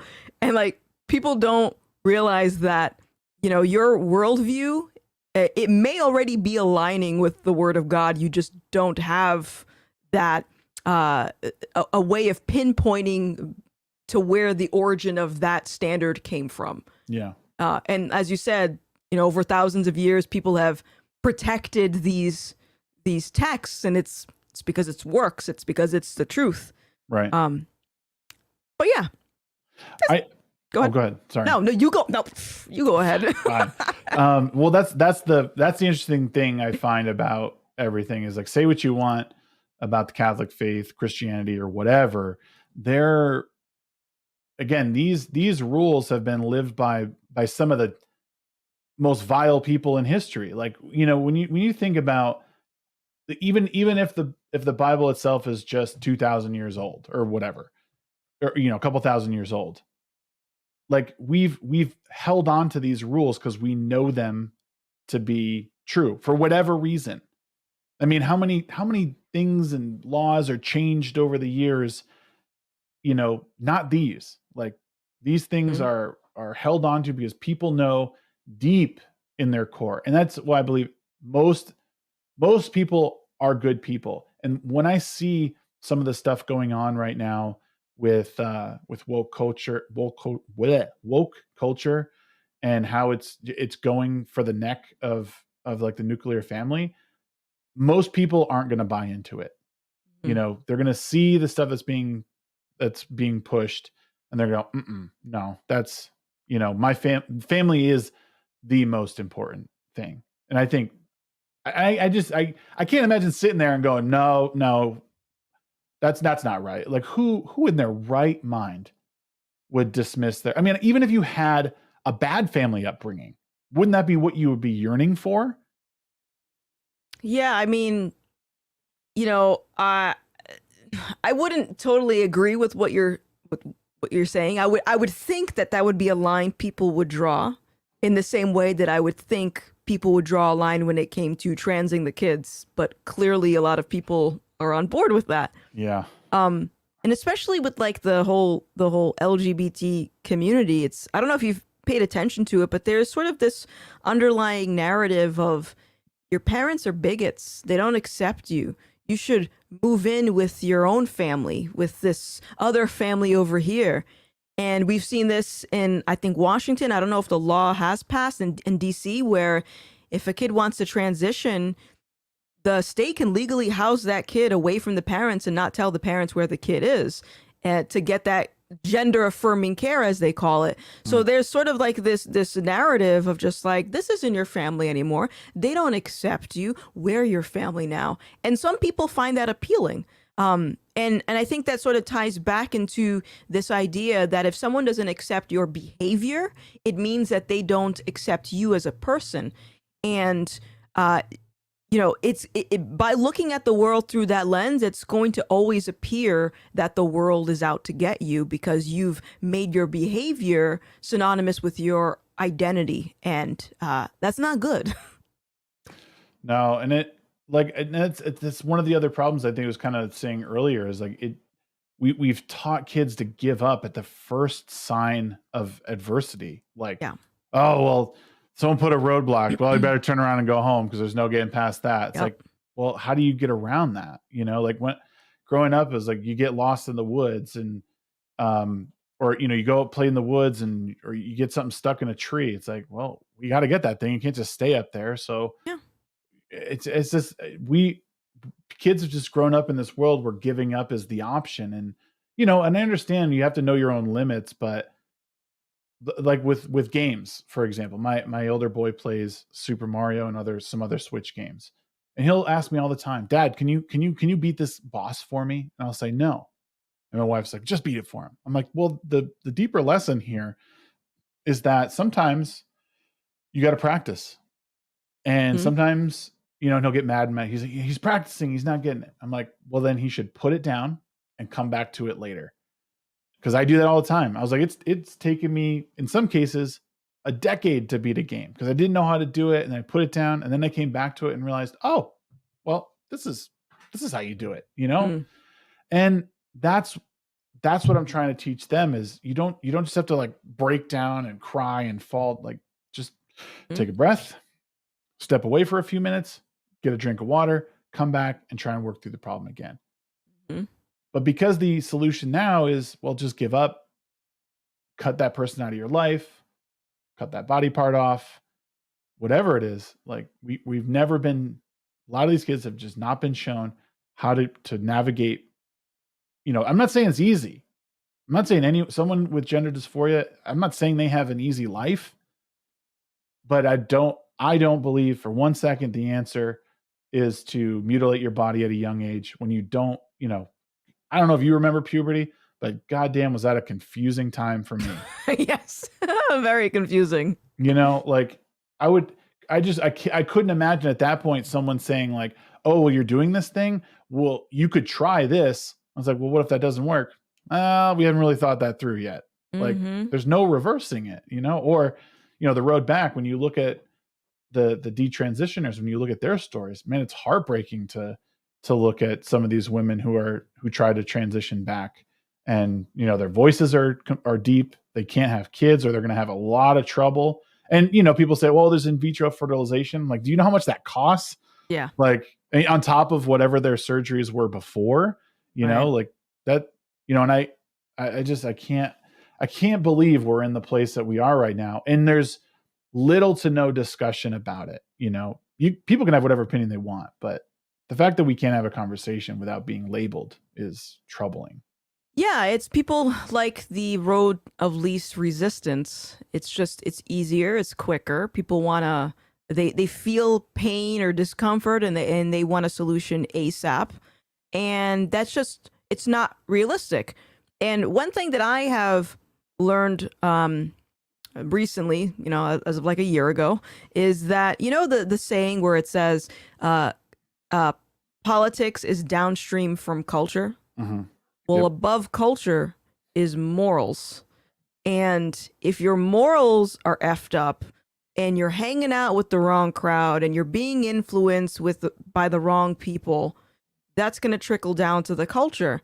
So instead of going straight to the politics, let's work backwards. Let's say affirmative action policies for Black people. We need these. Okay, why? Let's go up to the culture.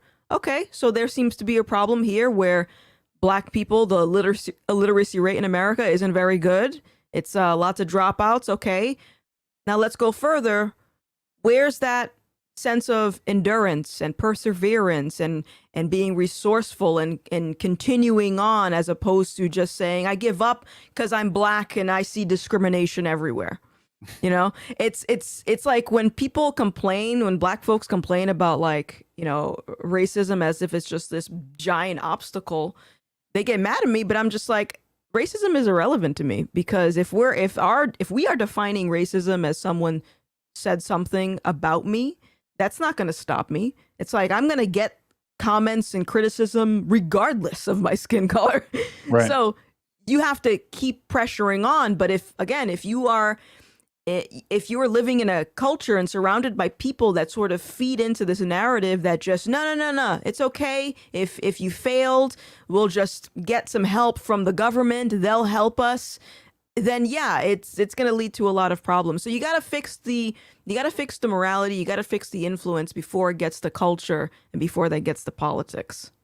Well, and we're seeing too, someone in the chat said the idea that your government loves you and criminals are saints is weird, because we're seeing that when, you know, like the Jordan Neely thing that just happened, where guy steps in to subdue someone who's being violent towards others or threatening violence towards others, who has a history of being violent with people in the subway, and then, you know, the guy, you know, chokeholds him too hard and the guy loses his life. But now there's this outrage because there's been a lot of money raised for the guy who, you know, held the dude in the chokehold. But the family is all upset because they haven't even raised a fraction of the money for the guy that died. And I was like, well, it's probably because people understand that this guy was, you know, abandoned by his family, abandoned by the healthcare system, abandoned by his government, if you want to even go that far. And he gave up on himself. And this guy stepped in because there was innocent people involved and he wanted to protect them. Mm. But it's become now it's a race thing because the guy that choked him out was white. The guy who died was Black. So it's again, it's the white supremacy thing. But we're in this place where, and the same thing happened with Floyd all those years ago before the Summer of Love. Mm-hmm. We're propping up these criminals who are career criminals, making them out to be martyrs when we're not praising the people who, you know, I'm not saying that what the police officer did in the Floyd case was right, but, you know, people doing their job is now like a big, you know, or, you know, stepping in to help is like, people aren't going to do it anymore. They're just going to say, I don't want it. Nope. I'll just let that person hurt the other person. Yeah. I mean, I don't know all the details of that case in particular, but I know that is definitely a valid observation, is they're propping up criminals and they are villainizing good people. You know, it's like, and this is happening all around the world too. It's not just America. I don't know if you heard of the woman that got arrested. I don't know if it was the UK, I think, got arrested for praying outside of an abortion clinic. Did you hear about that? No. Oh yeah, she got arrested twice for praying. and so think about it. It's like, if we look at all of these criminals that find themselves at the wrong place at the wrong time, the media will just glorify them as like this poor innocent human being. And listen, I'm someone that believes all human life has value, even if you are the biggest piece of crap on the planet. I think all human life has some type of value. I didn't create these people. But I think it's also very dishonest and insincere to totally overlook like what these people were doing and instead just using them as pawns to push a narrative. And that narrative is getting Black people riled up to the point where they think every single thing is about racism and it has nothing to do about the behavior that person was exhibiting. It's just race, race, race. And the same thing happening with the gay community. Everything is homophobia and transphobia. That's it. Nothing to do with my behavior. Yeah, and it all comes back to what I was saying before. It just seems to erode our ability to have meaningful dialogue with people that we just disagree with. You know, it's the biggest lie being perpetuated is that we can't have differing opinions and still respect one another. You know, if I disagree with reparations, it doesn't mean that I hate Black people. It just means that I think it's unnecessary at this point. And I don't see the value in it. And I don't even have to like, and I've had this discussion with people where I'm like, well, I don't agree with it. And I'll like say for whatever reason, and then the people will get mad at me. I'm like, well, okay, if I can't actually speak on this, can I send you a video of like Thomas Sowell talking about it, who is a Black man saying that we shouldn't have reparations. Like, and then that becomes like, well, he's not the right type of Black or something, like it's like, well, yeah, can't win. Yeah, like so who has the right to talk about this stuff? And again, and I saw a video, I don't know how long ago it was, but it was like if we're talking about reparations for modern Black people, what if we traced some people's lineage back to Black slave owners? So what happens with those Black people? Do we take money from them? Like, again, this is where the waters become so muddied that. Yeah, I mean, well, I think you need to repent for that white supremacist talking point, okay? Because that is unacceptable for you to bring up that point. No, I mean, as you said, I literally found a forum a couple of years ago. I think when I first started making the YouTube commentary, and there was a forum, people were talking about me and they were posting my videos and they were arguing amongst each other. It was like a Black forum. And they were arguing amongst each other saying, does anyone know if she's a foundational Black American? And I'm like, what does that even mean? And this was a standard that they created to determine whether or not I could actually have input in this conversation. It's crazy. Well, all I know is I say my 5 Slim Shadys every night before bed, so I'm a good white. Very good. And you're my diversity hire for this week, so I have a Black woman on my show. So no, it's been quite an adventure, like putting myself into the political spaces and the cultural commentary spaces. And I haven't really gotten a lot of the pushback that some people do get. Because I try not to do too much with the outrage as much as I try and take a more practical approach. Especially when the Steven Crowder stuff was coming out about his interactions with his wife.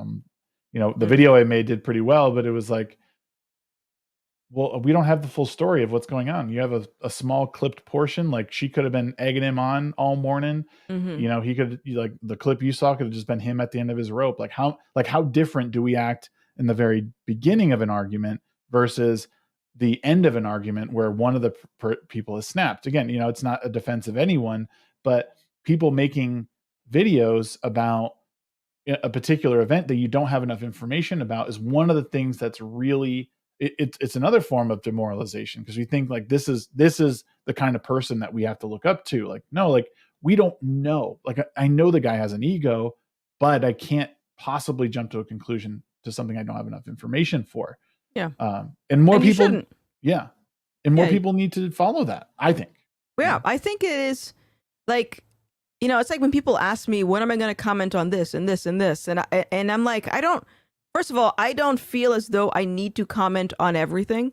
Mm-hmm. It is, and I said this before because someone asked me about the Crowder situation. Like, it's your right to not want to support a particular person. That's fine. Unsubscribe if you want to. But I think that there's something wrong about how obsessed culture has become with what people do in their personal lives. And to me, the whole Crowder situation was no different from like TMZ. It was no different from like the left when they dig up news about other people. It's like, did you see what so and so did? And it's like, what about you? What about your life? What bad things have you done in your life that you need to figure out? Right? Yep. It's like, it's bizarre to me. And I just think also it's sort of like a waste of time. Like, I think we fail to recognize like what we can actually do to contribute towards a better society, and that works towards, you know, that starts with working on yourself and figuring out what things you can improve in your own personal life instead of pointing fingers at everyone else and be like, look at them. Yeah, no, I agree. And that's another thing I think is something that's taught, and the more people consume rage content, the more that they will realize, like, they think that this is how you kind of go about everything. And the 24-hour news cycle tricked everyone into believing that every problem was everybody's problem, you know, and even, yes, you know, the social contagion of news with social media is that, like, you know, everything happening in the Ukraine right now is the same as the problem in your backyard. You have to care about that, otherwise you're a bad person. And it's like, well, no, it couldn't be farther from the truth. We used to just, like, the death of the local news station. Like, no one watches local news anymore. And that's a big problem because no one knows what's going on in their backyard. No one knows about the political candidates that are running. You know, yeah, there's no one running a fun local station. Like, we're all chasing news about what's going on in the Ukraine, what's going on in downtown LA or New York City. You know, no one's paying attention to the issues in their backyard. That's why these books get into the kids' library. Yeah. Like, that's why teachers are asking kids what their favorite, you know, sex act is on their classmates. Like, what? So where gross. are we right now? It's so yeah, gross. No, it's troubling time. And having a 5-year-old he's going to be 6, and he reads, you know, he can read all by himself now. And he asks anytime he doesn't understand what's going on, he asks. He said, "Daddy, what's this? What does this mean?" And, you know, luckily we have not come up against anything that we couldn't explain or ignore. But you know, I know it's coming, and I've been tempted a few times to go into the library at his school and have a look around for books that I know are problematic and that I know shouldn't be there. Do I want to be that parent? No. Do I have to be that parent? At some point, I think I'm going to have to be, because I don't think it's good for these kids to be exposed to things that early. No, it's not there. And there's so much research that has gone into, like, for example, people who get into like the adult film industry. And it's like, okay, if we work backwards, what do we find? In a lot of cases, you find that these people were exposed to sex at a very young age. And then when they grow up, they become, you know, porn stars. And then they sort of pass that to their kids, and it creates this cycle. So, you know, I don't remember the exact quote, but I believe it was during the Nazi regime. Something was said to the effect of, those who control the youth control the future. And it's totally true. You get very impressionable young minds, and then you can just use them as puppets. So yeah, I mean, I'm not someone that likes confrontation, but I did the same thing. Like, I went into the public library, I went on their book database computers to see what they had, and I was disgusted. And people, you know, if you don't do it, who will, is what I think.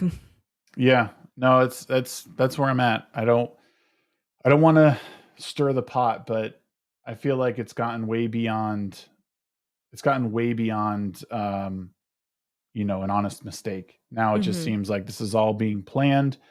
I don't like being a conspiracy theorist, but these things nowadays just seem it seems too evident to me that things are being placed. They're trying to go after kids. Well, you know, when we were kids, if things like this were happening, our parents would lose their minds. Mm-hmm. Like people would be in the hospital, parents would be in jail because of all this stuff happening. Yeah. Oh yeah. But totally. I mean, if you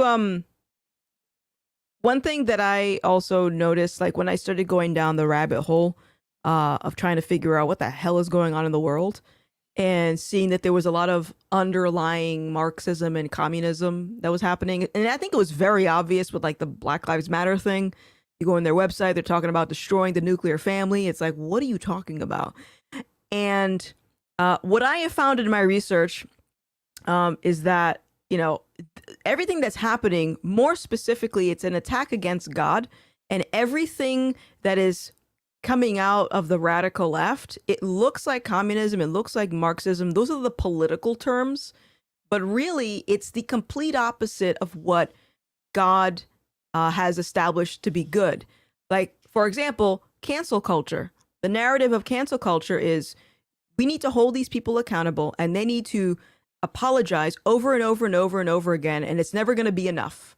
If you come to Christ, you repent and you are forgiven. Simple. The abortion thing. I believe that life begins at conception. That's what God says. Abortion, life is whenever we want, and it's a woman's right to choose. BLM. We're fighting against white supremacy. Everyone's made in the image of God. Neither Jew nor Gentile. You're all the same. So it's an exact opposite. Literally every single social justice or Marxist thing at play, it's specifically done to attack the values and principles found within Christianity. And once you recognize that, it becomes a lot easier to navigate, because now instead of looking at everything as a battle between left versus right, now you see it as good versus evil. So easier.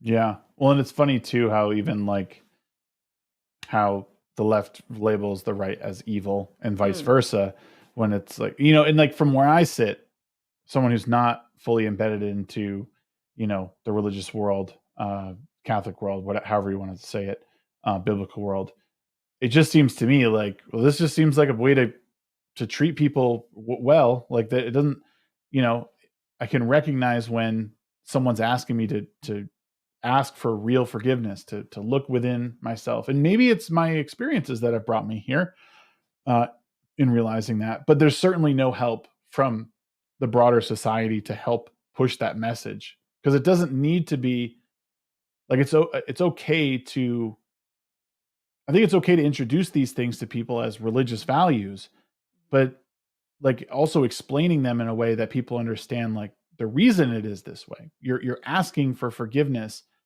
because somewhere deep within you, that it's the right thing to do, and that it's what God wants you to do, or whatever. Again, I don't speak for him, obviously, but there just always seems to be a total lack of wanting to understand.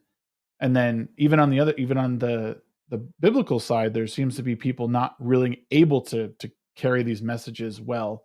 And I don't know what that is. Maybe it's just the church's nefarious or suspected nefarious actions that are sort of marring their name in general. I think it could be that. I think, at least for me, I can relate to this. Before I started really like going in on a lot of the biblical messaging, talking about God on my channel, I was very nervous about turning people off.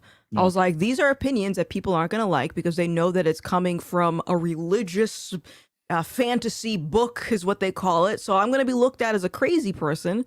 And I think that's where a lot of Christians are. It's like they're still struggling with that. And the Bible even talks about that. It's like, be prepared to stand for truth. The world is going to hate you. Don't follow culture, follow God. And that is something that a lot of people still struggle with. And then also the other aspect too is, I think a lot of people don't they don't know how to deliver the truth. So if I say, your shirt is gray, that's the truth, but some people will be like, your shirt is gray, you idiot. Like, and that's, well, hold on a second. Like, you can still give the truth, but you have to do it gracefully. You have to be gentle, because if you piss someone off in the process, you've already lost, because they're not going to listen to you. Right. There's a question asking if I've ever talked to God. No, and I think that's, if I'm being totally honest, that's where I'd like draw the line. Not that I'm not willing to. I wouldn't even know how to. And I don't know, because there's a part of me that thinks the person I'm actually speaking to is myself. And that's just me being honest, whether or not, and I've always drawn an extreme amount of strength from within. And I'll give you an example. When I'm at the gym, I've been going to the gym a lot recently, lost a lot of weight. And so on the treadmill, I hurt my ankle. I got on the treadmill for the first time in like a week and a half the other day. And I started running and it felt pretty good. And I said, I'm going to just do this for 5 minutes and I'll go over on the elliptical. And then 5 minutes came and I was like, I'm going to do 15. And I kept sort of like upping it. And even yesterday when I went, my legs were killing me, but I knew I needed to do some cardio. And I got on there and I dug deep. And every time I felt myself quitting, I pushed harder. Like I knew that I could do it and I wasn't ready to give up. And I think that's me. That was like me pulling strength, like from deep within. So I think like, what would I ask him to do? When I ask him for more strength, is that what people are talking about? So that's where I start to deviate from people like yourself, is I'm putting more stock into what I'm doing, that I got myself through it rather than God helping me through it. I mean, I have to think about that, because I can see where saying that God gave you strength in every single instance is a flawed thing to say, because then I think that would lead a lot of people to think that I can just pray and let God do the rest, basically do everything for me. And that's also not gonna happen. It's like, you gotta actually move. But God does encourage us to persevere, remain steadfast, keep going. And I think that, yeah, in some ways there are a lot of things that we can do on our own. But I think on the back end of that, again, it's like, well, who created us? Who gives us our strength? Even if we think it's just us, it's like, I am of the belief that even like years before I knew God was working on me. Like, if I think of all the really bad situations I've been in, I'm like, no, he pulled me out of that situation. He like the Twitch thing in particular, all these people, it's like, I think that was a blessing. And looking back on it, it's like, I was making Twitch my God, like my streaming career. I was making that, like, that was the thing that I lived for. I just woke up every morning. Yeah, I'm ready to make content. And God couldn't get my attention. So he was like, all right, taking it away. Well, let me counter that. Yeah. Wouldn't it make more sense though? And this is just my line of thinking. If I think God's important in the aspect, especially in something like forgiveness, right? And I think that's one of the biggest things. But the way I think of it is, you were smart enough at that moment. Like, he may have tapped you on the shoulder. Like, that was his doing, was saying, hey, over here. Yeah. This is, he may not even say anything, but he just tapped you on your shoulder, and it took you away just long enough. And then you put that into action, right? So, I mean, I guess you could pull that thread back to him tapping you on the shoulder. That, I don't know. Like, again, I'm not trying to discredit what you do. It's a good question. Like, I don't like, and to also, just to clarify, like, I don't think God is the one that destroyed my streaming career. I think that was people did that. Right. But he was there when I was at my lowest, and that was where the poking came in. And with me, I had, like, if you go back, you can probably find some videos where it's like, I had streamed for a little bit and then I stopped, I streamed. It's like, I was still trying to get back on Twitch, but not quite was faking it till I made it. Yeah. And it just wasn't working. And I could only fake it for so long. And that's where the turning point was with God. But all that to say, it's I know this is sort of like it's not quite you're talking about like exercising and stuff, but all that to say, like even the bad situations that we go through in life, there's always an opportunity for him to use that for good. And in my case, it was like, hey, I want you to do something else. You got to go over here now. Yeah. And like I look at my YouTube, I'm like, I never thought I would be doing this. I never thought I would be talking about God on YouTube. I hated God.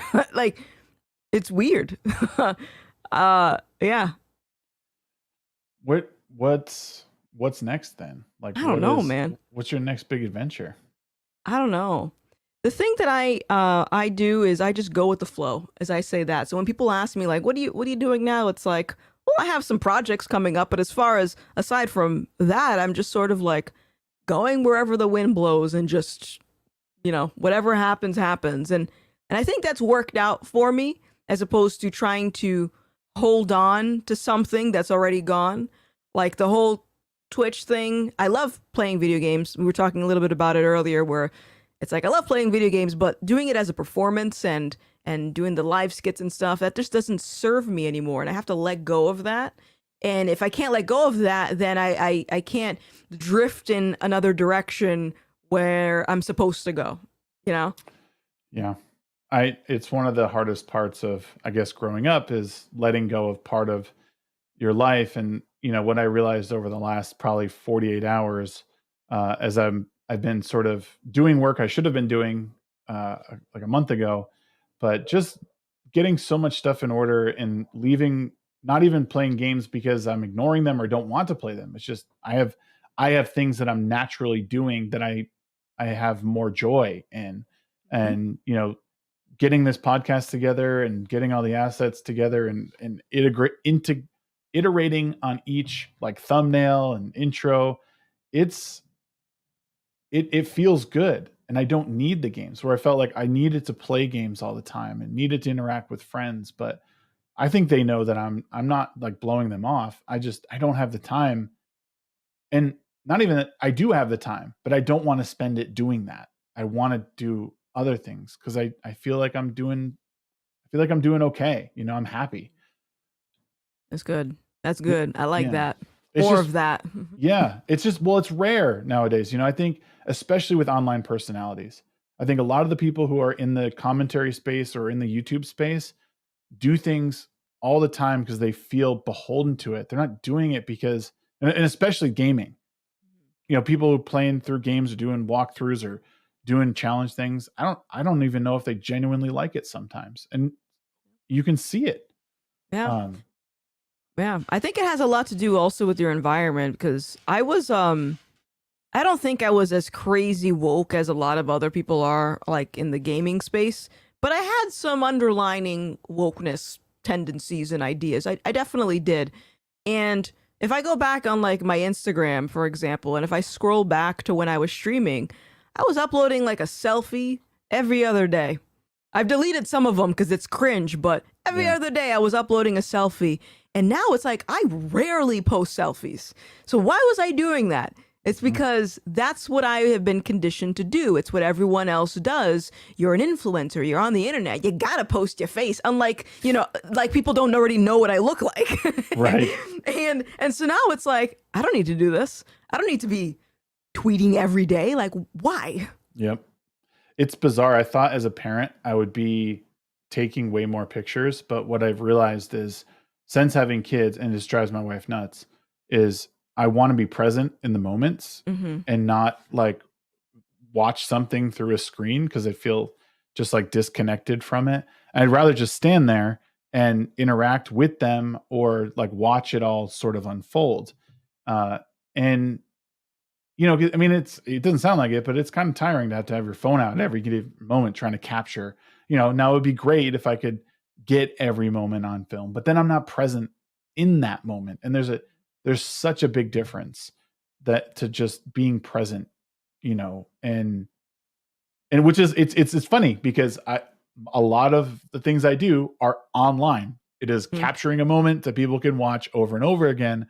But the irony of it is, I would rather people spend more time away from this so they could be present in their life. And, and that's why the content I try and make, I want it to be evergreen. So the next person can pick it up and say, oh, he's out there doing, he's being present in his life, and like, that's what I should do. And then the next person can pick it up and take it. So I might not have the retention that most people do, but I hope that the message is given to the right people at the right time. Because I know for myself, I needed to know that, you were around, that people like you were around. I didn't feel alone, because that's the number one thing I think you feel when you like hit cancel mobs, whether it's family, friends, is that they drop you on an island and they're like, that's where you stay. You're the only person who thinks like that. And it takes a long time to get the courage to wade those waters and find your people, because they're there, but the cancel mob is made to isolate you in ways that you never thought were possible. Yeah. And by the way, if I can make a quick suggestion, get a film camera or a Polaroid. And like, you remember those little wind up ones? They still sell them, and you can get them developed, or just get a Polaroid, make an album. And that way you have a set amount of film, and then you're done. And then just, make it worth it. That is a good idea. And we also have those like, we have those little Insta photos or whatever. They're like the little teeny rectangles or whatever. I got those. So I do have those. And I should start using them more. And those are easy for the kids to use. And watching the kids take pictures is pretty funny. Yeah. So I definitely need to do that and just be like more in tune with like the physical media, because it's a big deal. Yeah. Well, Gothix, thank you for being here. This has been awesome. If you guys are members on Locals, we're going to go over to Locals. We've been on Locals, just sort of streaming, but we do a little bit of post-show interview for any of the members to go back and look at. And then once the show gets running, these will be available on podcast form as well to get as extra content. So if you guys would like to head over there, if you're a Locals member. Also, quick side note, if you're a member on Rumble or if you're a member on YouTube, you can send me a direct message on Twitter, and I will add you to my members list on Locals, because it's kind of weird. You have to like actually join the Locals, and then I can give you a free membership. But I do post more stuff over there. And next week, you're going to get the first 2 chapters of the book that I've been working on. So another member exclusive. Yeah. I'm fancy now. Oh, you're writing a book. But thank you, everyone over here on YouTube. I really appreciate you guys. Vanessa, what can you tell the people out there? What do you got coming up? What can they expect from you? Yes, absolutely. So I am going to be on the Pop Culture Crisis podcast this week on Friday. And then I also have a documentary being made about me that's coming out soon. So go to lore.tv and look for the Gothix documentary. Awesome. I'm looking forward to that. That's been a while in the making. I'm excited. Oh yeah. Anyone who's listening to this podcast also on any other media form, thank you guys again. We're going to roll the credits real quick, and we'll see you guys on the next week. Adam Coleman will be joining us next week to continue my black conservative fetish. Anywho, love you guys. Thank you again. Thank you, Gothix. You've been awesome, and we'll see you guys over on Locals. See ya.